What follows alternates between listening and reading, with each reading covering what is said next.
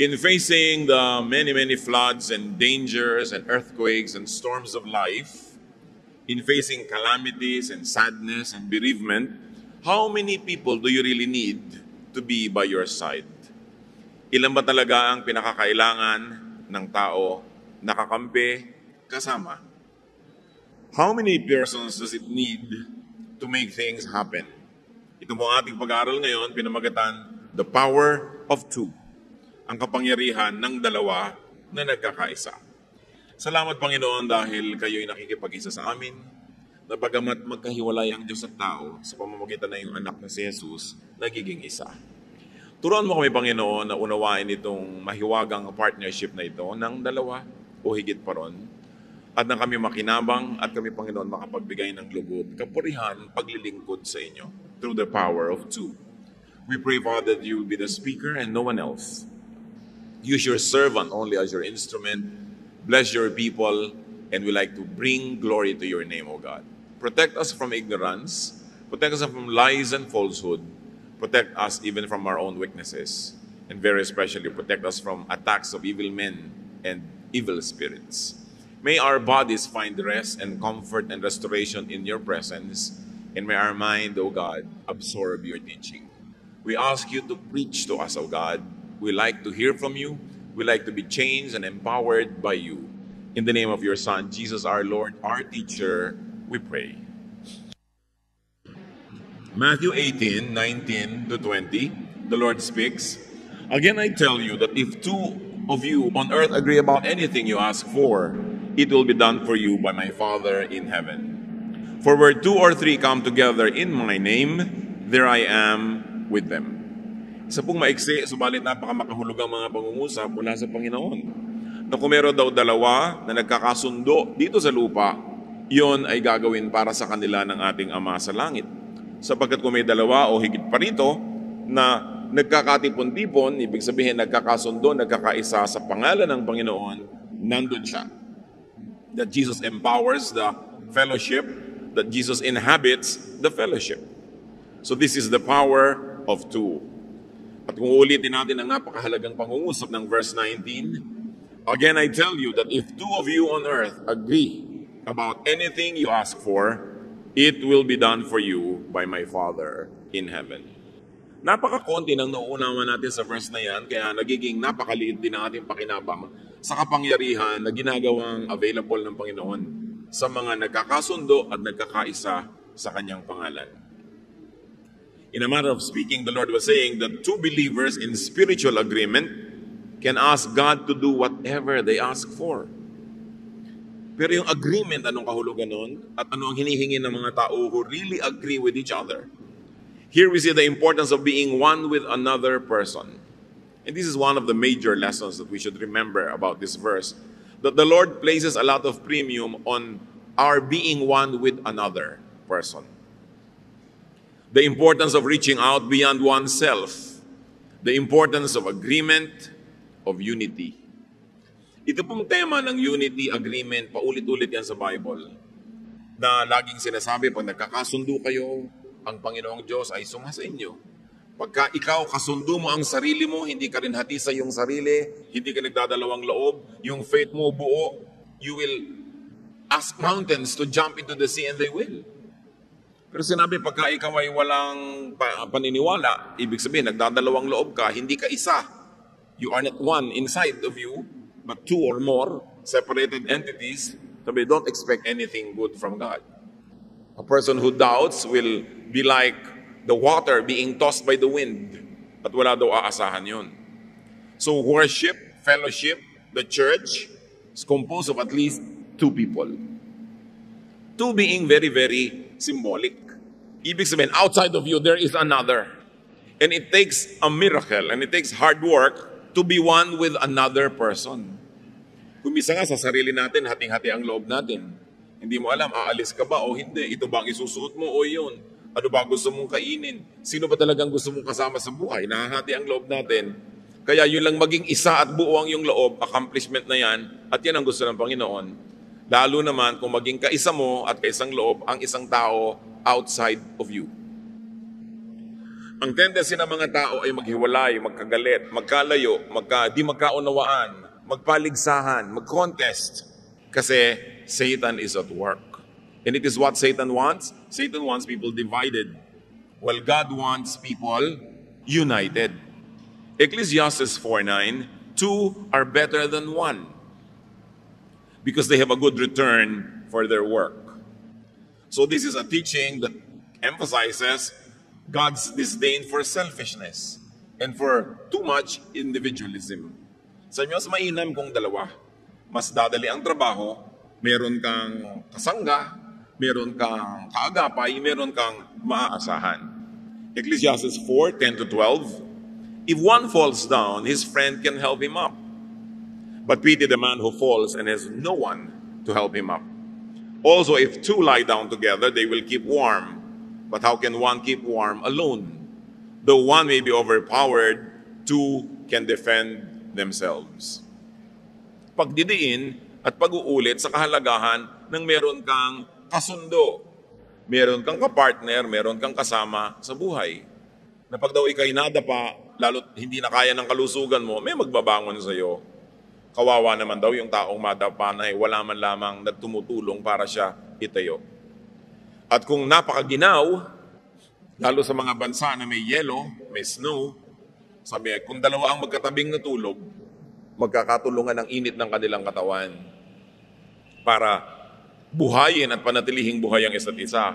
Pero kung nag-iisa ka, sabi ganun, paano ka naman maiinitan? Kung bakit 1 plus 1 is not just 2. Lumalampas doon yung value ng body heat. Pag dalawa kayo nagkakatulungan, nagiging napakalaking bagay yung init na naibibigay niya sa isa't isa. At kung ang isa daw ay kayang-kayang talunin, ang dalawa ay magkakatulungan para ipagtanggol ang kanilang sarili. So two believers and two people who agree can empower each other. That's why God places a lot of premium on togetherness, yung dalawang magkasama. Kasi siya ang nag-design sa atin, alam niya that will be stronger when there's a person outside of us who agrees with us and who we agree with and who joins us in our pursuits. Pati ang Panginoong Jesus, nung nagpadala siya ng mga magmimisyon, magtuturo, Luke 10:1, after this, the Lord sent them 2 by 2 ahead of him to every town and place where he was about to go. So even in the ministry, there is partnership. Because the ministry can offer lots of challenges, even loneliness, isolation, sadness, feeling of rejection, violence from other people. Kaya iba yung merong nakakapagbigay ng comfort sa atin na kasama. In fact, brothers and sisters, 2 can be the biggest number. 2 can be the strongest team. And 2 can be the easiest number to maintain. This early, we like to say, be part of the power of 2. And if you already are part of a power of 2, celebrate that power, keep it, maintain it, and protect it from people that would like to divide the two of you. And never underestimate the partnership of 2. Kahit yan ay partnership nyo, huwag niyong babaliwalain. Pag merong dalawang nagkakasundo, magkaisa ang puso, magkaisa ang damdamin, they can accomplish nearly anything. Maraming nagagawa. Hindi mo kailangan ng milyon-milyong kakampi. Meron ka lang isang talagang kakampi at nagkakampihan talaga kayo, magkakaunawaan kayo at kakampi nyo pa ang Diyos, kayo ay majority. Kaya ang gusto ni Satanas, laging guluhin ang magkakakampi. Therefore, do not upset. Do not confuse the configuration of 2 that have become 1. Pag may nakikita kayong dalawang tao, nagkakasundo, magkaibigan matalik, o kaya nag-ibigan, naging magkasintahan, huwag na kayong makigulo. Dahil hindi yan ang kalooban ng Panginoon. Kung may mag-asawa na, huwag na kayong sisingit-singit pa, nagkakaroon ng third party. What's a horrible crime, therefore, against God's love for the unity of 2 is to separate partners, to even separate friends. Bihirang-bihira na makatagpo tayo ng kaibigan. So kung may nakita ka na kaibigan, pahalagahan mo na yun. At dapat yung mga nagmamahal sa atin, pahalagahan din yung kaibigan natin. Kung minsan ang mga magulang pa ang nagiging hadlang para sumaya ang mga anak. Na yung anak nila may nagustuhan, talagang yun ang gusto, nagkakagustuhan yung dalawa, pero ayaw nung magulang.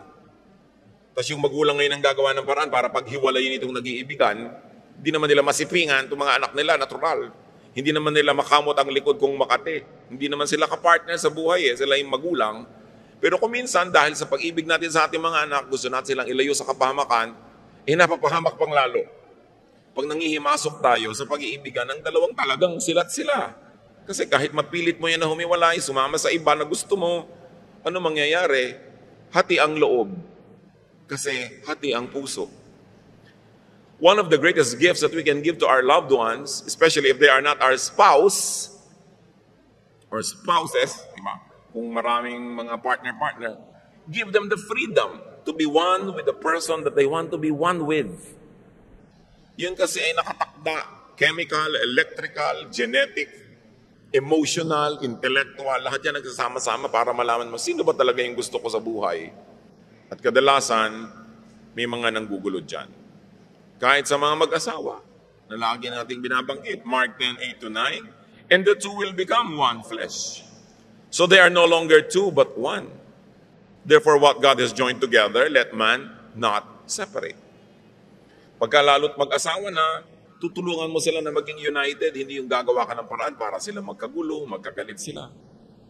Kahit sa mga magkakaibigan, 1 Samuel 18:2, Jonathan became one in spirit with David, and he loved him as himself. Ito naman, pag-iibigan ng mga magkaibigan. At sa Tagalog, napakalinaw ng word na ibig, gusto, mahal, di ba? Kaya kaibigan. Very precious. So hindi natin dapat pinaghihiwala yung mga maganda ang pagsasama.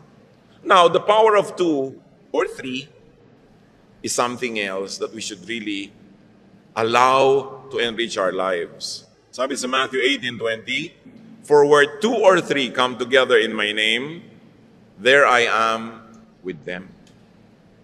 2 or 3. Ano po ba yung 2? The 1 plus 1 or 1 plus the other? 3 is 1 plus 1 plus another.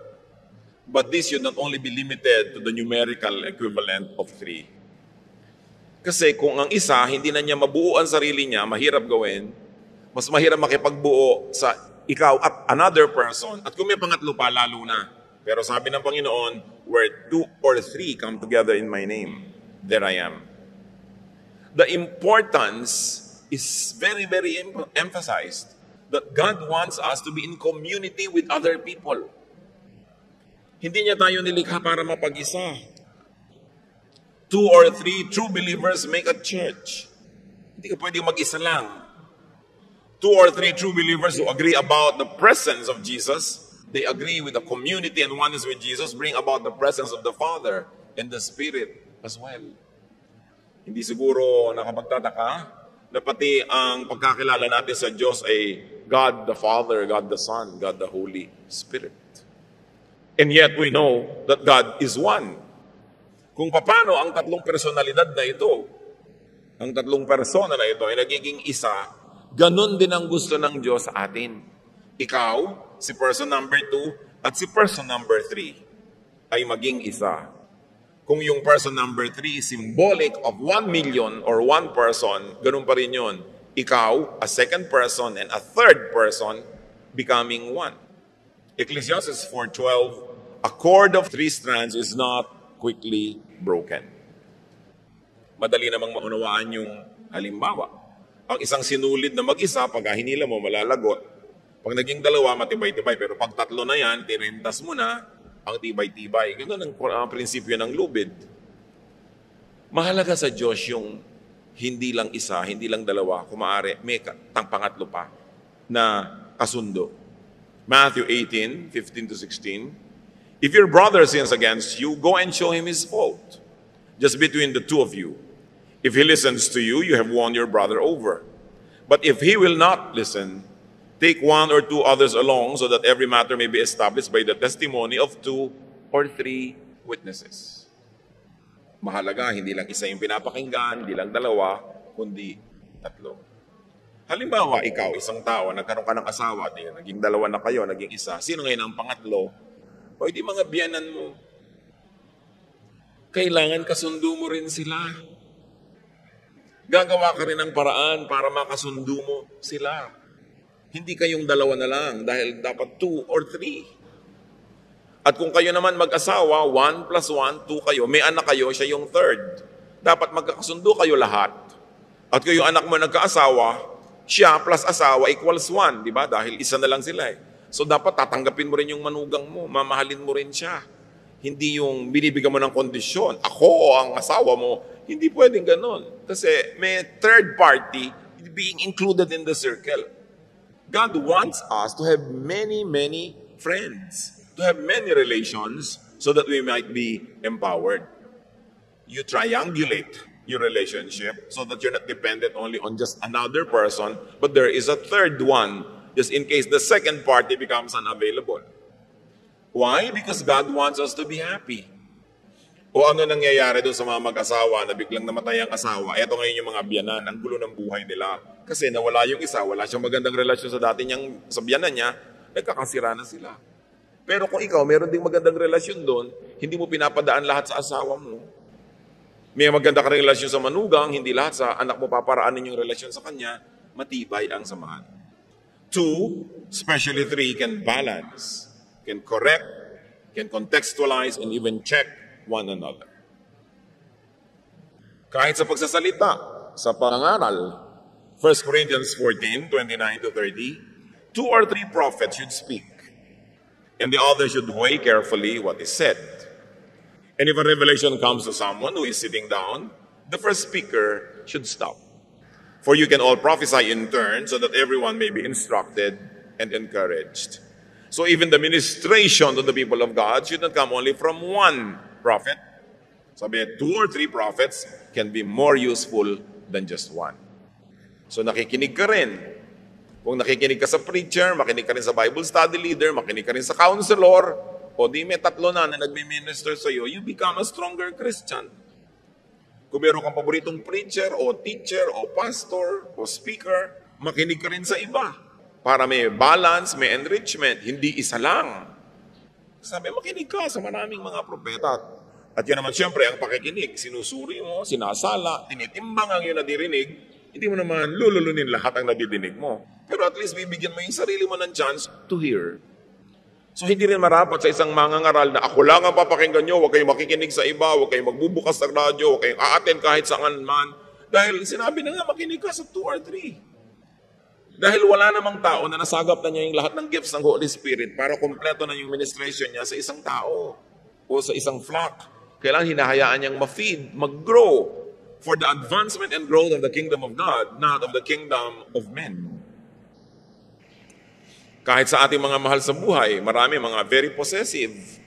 Ayaw mo nang payagan yung mahal mo sa buhay mo na mag-grow, mag-aral, makisalamuha sa iba. Kailangan ganon. Kahit ang mga magulang, tinuturoan ni Balagtas na ang mga bata ay disiplinahin, turuang mahirapan. Bakit? Para kalugdan ng iba. Para masarap silang kasama. Kung sakaling biglang namatay ang magulang, makikisama ang mga anak nila sa mga tiya, tiyo, pinsan, mga kung sino-sino, may tibay ang kanilang pagtindig dahil sila ay kalugod-lugod at naturuan, hindi sila mga spoiled. Kaya sa Bible din, itinuturoan disiplina sa bata. Sino bang nakikinabang? Kung ang bata ay dinidisiplina, edi yung bata rin. Kasi hindi siya nakakainisan. Pero kung dalawa lang kayo, ikaw at anak mo, kayo lang ang mahalaga sa buhay, kahit yung anak mo pangit na yung ugali, hindi mo siya pine-prepare na magkaroon ng relasyon doon sa third party. Sino man yung third na yon? Mga kamag-anak, kaibigan, classmates. Hindi matibay ang standing niya. Kaya kailangan pinapatibay. Now, if there is agreement, and if there is common faith, 3 need not be a crowd. Kasi lagi natin sasabi, 3 is a crowd. Ano yung Trinity, the crowd, kung yun ang gagawin natin na policy. Kung may pagkakasunduan, merong malinaw na delineation of roles, 3 need not be a crowd. At sa ating kung minsan, hindi yan naiiwasan dahil hindi naman uso sa atin yung mga home for the aged. Kung minsan mag-asawa kayo, tapos titira sa inyo ang magulang nung isa, either magulang ng babae o lalaki, nagiging 3. No? Hindi kailangan laging maging crowd yon. Lalagay ka lang sa lugar. Kung ang manugang marunong lumagay sa lugar, ang biyenan marunong lumagay sa lugar, hindi kailangan maging masikip yung 3 kayo. Kasi sabi nga, where 2 or 3 are gathered in my name, I am there in their midst. And that applies every way. Basta kailangan lang godly yung principle ng pakikipagkapwa. Common wisdom wants and needs big numbers. Akala natin there's always strength in a lot of people being in the same place. But God works well with a few. So Psalm 20 verse 7, some trust in chariots and some in horses, but we trust in the name of the Lord our God.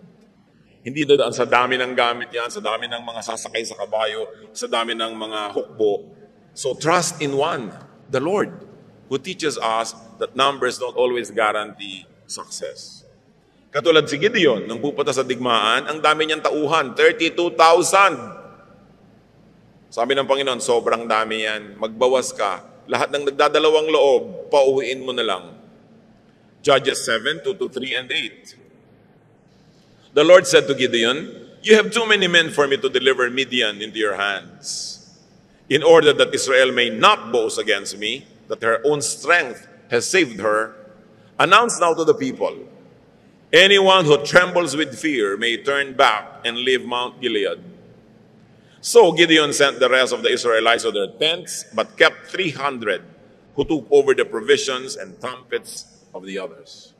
Imagine cutting down your army from 32,000 strong to just 300. And that's exactly how God made them win. Sabi niya, ang dami nyo nga, pero hati naman ng loob, magulo yan.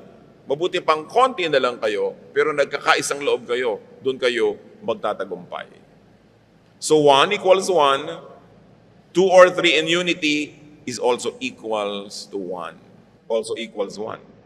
2 or 3, basta nagkakasundo, 1 din yun. So togetherness means being powerful. 1 is powerful when you're together with other people. 2 or 3 can make heaven come down.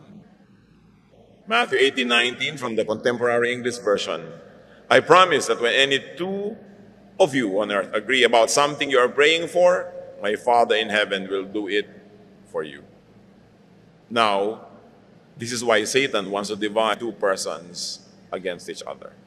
Ang gusto ng Diyos, may kasama tayo, kasundo, kaibigan, kaagapay, kapartner. Genesis 2:18, the Lord God said, it is not good for the man to be alone. I will make a helper suitable for him. So binigyan ng kapartner si Adan. Pero nung nagkasala sila at nililitis na sila ng Diyos, anong nangyari? Sinong may kasalanan? Genesis 3:12, the man said, the woman you put here with me, she gave me some fruit from the tree and I ate it. You see here a very subtle and a very dangerous division happening. Noong magsisisihan na, sinisi na ni Adan si Eva. Sabi niya, ito kasing babaeng ito. Actually, indirectly, sinisisi na rin niya ang Diyos. Inilagay-lagay niyo dito itong babaeng to, ayan, siya ang tumukso sa akin. Imagine a couple facing God instead of protecting each other and speaking for each other. Eto na, nanguna na si Adan na manisi. At yung paninisi, pagsisihan, nagsisisihan kayo, simula yan ang paghiwalay. Kasi oras na sinisisi mo yung kabila, ibig sabihin, ibang partido na siya, hindi na kayo one, hindi na kayo together. Tama ako, mali ka. I'm justified, you are condemned. Ibig sabihin, pinaghihiwalay mo yung isa. Kaya kahit sa mag-asawa, mga kapatid, walang kwenta yung sisihan. Nagdadrive yung asawa mo, sabi mo, lumiko ka sa kanan, dyan yung pinaka-shortcut. Hindi siya lumiko, tapos nagkawala-wala kayo. Ikaw ngayon, sabi ko na sa iyo kung lumiko ka lang, kung nakinig ka lang sa akin, sana nandun na tayo. Sisihan. Alam niyo, uwi nun, awayan. Kasi nagkamali na siya, i-emphasize mo pa, maninisi ka pa alam naman niya nagkamali na siya. So, mapapamahal ka ba kung nanisi ka? Kayo ba yung naninisi sa inyo, namamahal nyo na, wow, nadagdagan ng 10 points ang pag-ibig ko sa asawa ko dahil sinisisi niya ako.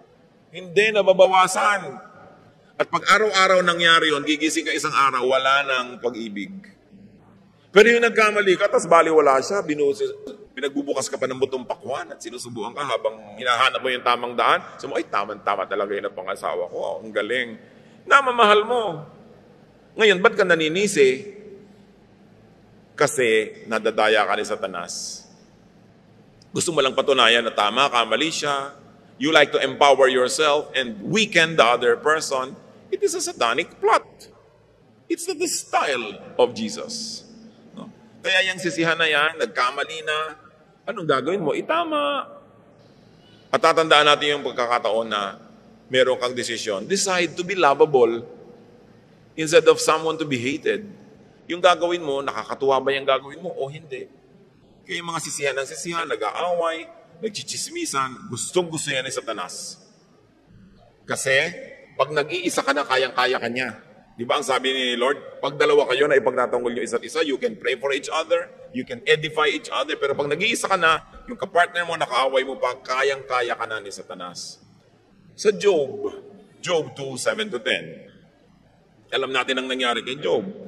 Binawian ng kabuhayan, ng kalusugan, ng lahat na. Ang daming dilubyo nangyari sa buhay niya, pati mga anak niya namatay lahat, natira yung asawa niyang buhay.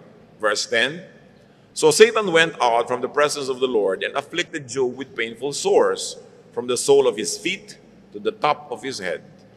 Then Job took a piece of broken pottery and scraped himself with it as he sat among the ashes. His wife said to him, "Are you still holding on to your integrity? Curse God and die." He replied, "You are talking like a foolish woman. Shall we accept good from God and not trouble? What is a painful division happening here? A division between husband and wife." Si Mrs. Job, nung mayaman pa sila, siguro panayang masahe sa batok ni Mr. Job. Nung malusog pa si Mr. Job, siguro panayang yakap-yakap at himas-himas itong si Mrs. Nung masaya pa ang buhay, lagi siyang nakangiti. Pero ngayon, na dumating ang mga pagsubok, siya ang itinira ni Satanas na hindi namatay kasi kakampi pala. Siya na ang nagsabing, bakit hindi mo na lang murahin ang Diyos? Sumpain mo na siya, tapos mamatay ka na. This is the most painful division that can happen, to be divided from your spouse. So pag kami dumadating na hirap, you decide, titibayan ba namin ang pagiging isa namin o magpapaligsahan kami dito, maglalabasan ng masamang ugali, mag-iinisan hanggang maghiwalay. You will both lose. Satan wants to divide not only two but also three persons into factions. Kaya ang hirap-hirap ng samahan ng lagi kong pinapaulit-ulit yung mga magbiyanan, manugang, anak, kasi tatlo. Pero yun na nga ang dapat natin gawing challenge. Sinasabi sa Biblia, pwedeng maging magandang partnership yan. Kasi mahirap yung tatlo pagka nagpadala ka kay Satan. Somebody will always be isolated, somebody laging may naiiwan at napupwera pag tatlo. Kaya dapat tumalagay ka lang sa lugar, alin ba talaga yung rightful position ko, kailan ako dapat mag-expect na itong si person 2 ay kasama ko, at merong mga time na si 2 and 3 ang magkasama, dapat alam natin kung saan tayo nakalagay. Ganon din sa church. The church, people are one, and then there will be a breakaway. One discontented or ambitious person will infect others, magkakaroon ng faction. Siya, yung gusto niyang kalabanin at church at yung mga gusto niyang kumampi sa kanya, nagiging tatlo. At pag yung dalawang to nagsama na, what do? You split the church. And that happens nearly everywhere.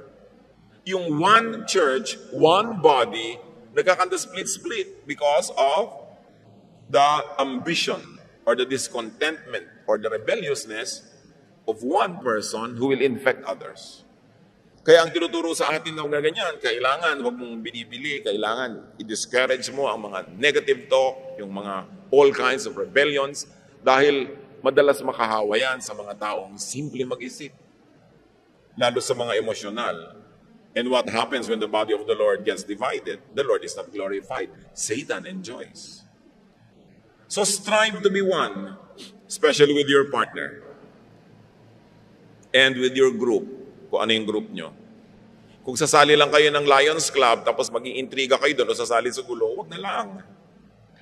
Kasi pag sumali kayo, buong puso kayong sumali. Otherwise, huwag na lang kayo sumali. Ganon din sa church, Malaya naman ang mga tao ngayon kung saan nila gusto umattend na fellowship. Pero pag umattend ka, buuin mo yung loob, natagaroon ka, yayakapin mo lahat. Hindi yung ang dami-dami mong arte, ang dami-dami mong reklamo, magkakagulo lang lahat. Kailangan, kung ayaw mo, di mo kasumali. Pero sumasali ka, buuin mo na yung loob mo para merong unity. Do not let Satan deceive you with pride, selfishness, with greed, even with passion and emotion, to estrange from your partner, from your spouse, from your friend, or from your family, or fellowship. John 10:10, the Lord describes Satan as a thief. The thief comes only to steal and kill and destroy. And in a very, very specific sense, pag kinuha natin yung context ng pagsasabi dito ni Lord, Jesus refers to those that steal from the flock. Those that cause believers to break away from the church. Sabi yan daw ang ginagawa nito, to steal and kill and destroy.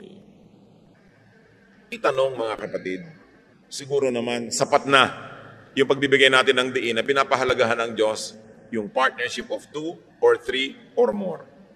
Ang tanong, who could be and who could you be separated from that you should be one with? Meron bang tao o mga taong na-divide na kayo, nagkahiwalay kayo, pero alam mo, ang kalooban ng Panginoon dapat kayo magkasundo, magpatawaran, magbalikan. Sino yon? Hindi aksidenteng nadidinig natin ang mga mensaheng ito. Maaring gusto tayong empower ng Panginoon, pero right now we are weakened or disempowered because we are separated from someone or some people that we should not be separated from. Could you be divided against? Meron ba tayong mga kahiwalay, kagalit? O baka meron tayong pinaghiwalay at pinagkakagalit, lalo na mga yan. Kung tayo pa ang pinagmumulan ng ganyang uri ng espiritu. What prevents and keeps you away from powerful and empowering partnerships? Ang buhay dito sa mundo, minsan lang. Dadaan ka lang dito.